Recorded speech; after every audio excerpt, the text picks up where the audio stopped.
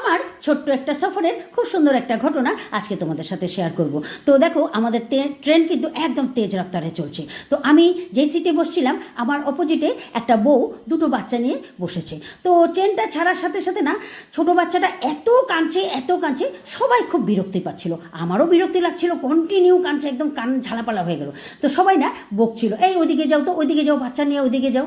তো আমি না জিজ্ঞেস করলাম, এত কাঁদছে কেন? বলে খিদা পেয়েছে। আমি, কিছু খেতে দাও, বাড়ি থেকে কিছু নিয়ে আসো না? বলে না দিদি, সকাল 6টার সময় বের হয়েছি, কিছু তেমনভাবে মানে খাওয়াতে পারি নাই কিছু। আমি বললাম কিছু কিনে দাও, ভাত কিনে দাও। বলে দিদি, ওর বাবা 200 টাকা দিয়েছে, 150 টাকার টিকিট করেছি, আর 50 টাকাটা তো হাতে লাগবে, কারণ স্টেশন থেকে আমার বাড়ি অনেক দূর। আমি আরও 5-6 ঘন্টা পরে আর কি পৌঁছাবো, সে কামাখ্যাগুড়ি না কোথায় আর কি নামবে। তো সত্যি খারাপ লাগলো।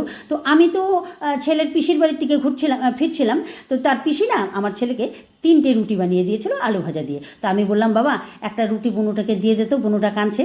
আমার ছেলে বলে, আমি খিদা পেলে কী খাবো? আমি বলছি, আচ্ছা তুই একটা দে, 2টা খাস। তো একটা দিলাম, যে বাচ্চাটা তাড়াতাড়ি করে খেয়ে ফেলো, খেয়ে না আরও খাবো বলছো। মনে মনে ভাবলাম, আচ্ছা ঝামেলায় পড়লাম। তো এবার না আমার ছেলে নিজেই বলছে, মা আরেকটা দিয়ে দাও, থাক আমি একটাই খাবো। এবার আরেকটা বাচ্চাটাকে রুটি দিয়ে দিলাম, আর আমার ছেলে সঙ্গে সঙ্গে আরেকটা রুটি খেয়ে নিল। ঠিক আছে? তো এবার না ছেলেটাও কাঁদছে, মানে দাদাটা যে বাচ্চা ছেলেটা সেও কাঁদছে। তো আমি না আমার হাজব্যান্ডকে বললাম, শোনো না, পেন্টিকার থেকে একটা ভাতের অর্ডার দাও না, বাচ্চা ছেলেটাও খাক। তো আমার হাজব্যান্ড আবার সঙ্গে সঙ্গে মানে অর্ডার দিয়ে দিল।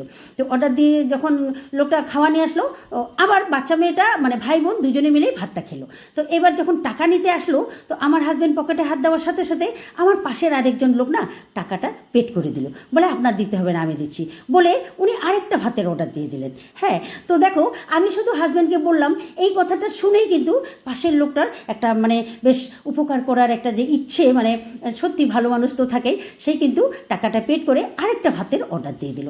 এবার মাটার মুখটাও শুকিয়ে গেছে, বলছে কি, আমারও খুব খিদে পেয়েছে। তুমি বিশ্বাস করবে না, তৃতীয় ব্যক্তিজন তাড়াতাড়ি করে মার জন্য একটা ভাতের অর্ডার দিয়ে দিল। তো দেখো, সত্যি আমার একদম মন ছুঁয়ে গেলো, আমার একদম মন ভালো হয়ে গেল। মানে এতক্ষণ যারা সবাই বিরক্তি পাচ্ছিল, তো আমি কথাটা জিজ্ঞেস করার সাথে সাথে উত্তরটা শুনে সত্যি সবার একদম মন গলে গেছে। দেখো, এখনও কিন্তু ভালো মানুষ আছে, সৎ মানুষ আছে। হ্যাঁ, পুরুষরা সত্যি ভালো হয়। আমার খুব ভালো লাগলো, ওদের মন খুব ভালো হয়। তো আমার হাজব্যান্ডের কিন্তু টাকা দিতেই লাগলো না, জাস্ট মানে একটা শুরুয়াত করলাম আর কি। তো পরে খুব মিলেমিশে গেলাম, দেখো আমার সাথে খুব মিলে গেছে। তো আমি তো প্রথমে ভাবিনি এই ঘটনাটা হবে, তাই আমি আগের ঘটনাগুলো ভিডিও করিনি। তো যাওয়ার পথে আমরা তো আগেই নামবো, আমি 3 ঘন্টা পরে আমরা নেমে গেলাম। তো জানো বাচ্চাটার মা কী বলছিল?